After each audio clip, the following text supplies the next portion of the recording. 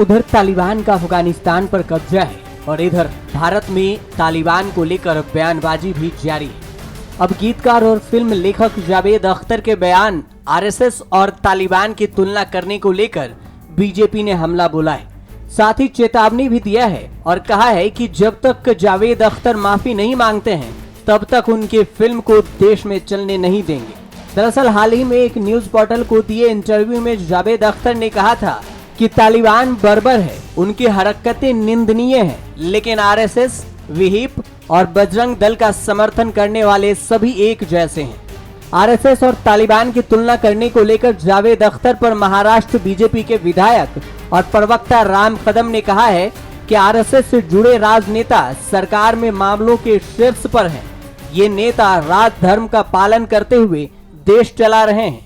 अगर वे तालिबान की तरह होते तो क्या अख्तर को ऐसा बयान देने की अनुमति दी जाती? यह एक सादृश्य साबित करता है कि उनके बयान गलत हैं, लेकिन इस तरह की टिप्पणी करके उन्होंने देश के गरीब लोगों के लिए काम करने वाले आरएसएस कार्यकर्ताओं की भावनाओं को ठेस पहुंचाई है। अगर वह उनसे माफी नहीं मांगते हैं तो उन्हें उनकी फिल्मों को इस देश में नहीं चलने देंगे। बता दें कि जावेद अख्तर कवि और हिंदी फिल्मों के गीतकार और पटकथा लेखक हैं। वह सीता और गीता, जंजीर, दीवार और शोले की कहानी, पटकथा और संवाद लिखने के लिए प्रसिद्ध हैं। ऐसा वो सलीम खान के साथ सलीम जावेद की जोड़ी के रूप में भी करते थे। इसके बाद उन्होंने गीत लिखना जारी किया जिसमें तेजाब, लव स्टोरी, बॉर्डर और लगान शामिल हैं।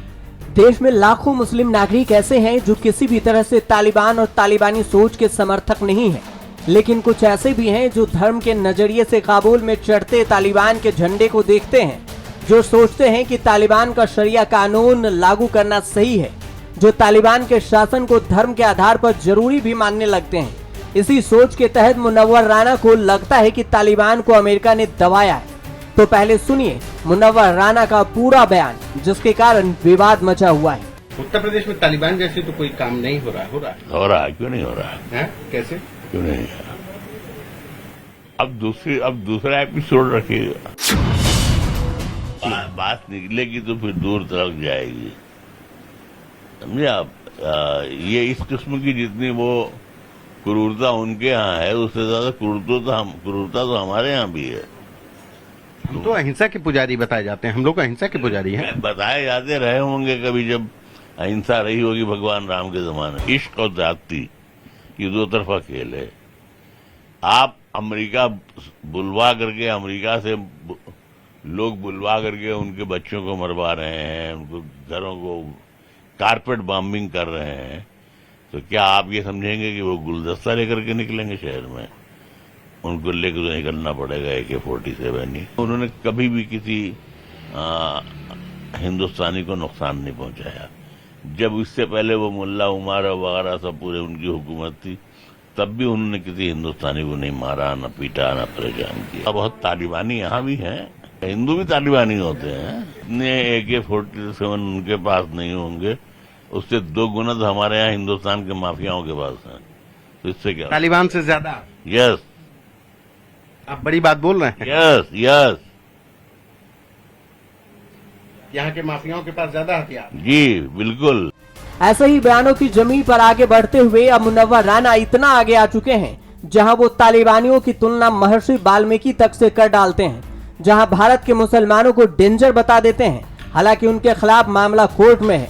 मुमकिन है कि इनको होश आया हो कि इंसान को शहर में जंगली की तरह नहीं जीना चाहिए, तो मुमकिन है कि अल्लाह इनको सुधारे, भगवान इनको नेक रास्ता दिखाए। भगवान जब आचार्य वाल्मीकि से ये काम ले सकता है कि उनसे रामायण लिखवा सकता है, तो मुमकिन है कि भगवान तौफीक दे दे इन जिहादियों को जो तालिबानी के नाम से मशहूर हैं कि ये सुधर जाएं, इंसानों की तरह रहें, जंगल न बनाए दुनिया को, अपने मुल्क को भी जंगल न बनाए। मुनव्वर राना ने ये कह दिया, मुनव्वर राना ने ये कह दिया।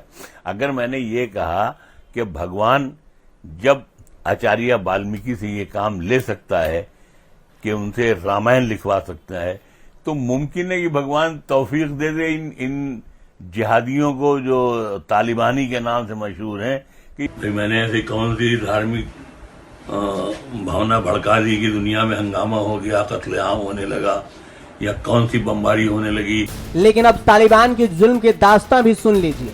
20 साल बाद जैसे ही तालिबान का अफगानिस्तान पर कब्जा हुआ, वैसे ही मानो तालिबानियों की मौज आ गई हो।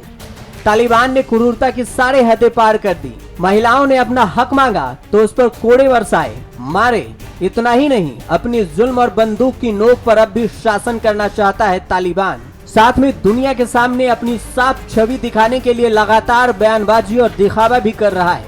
तालिबान का अफगानिस्तान पर 15 अगस्त को कब्जा हो गया।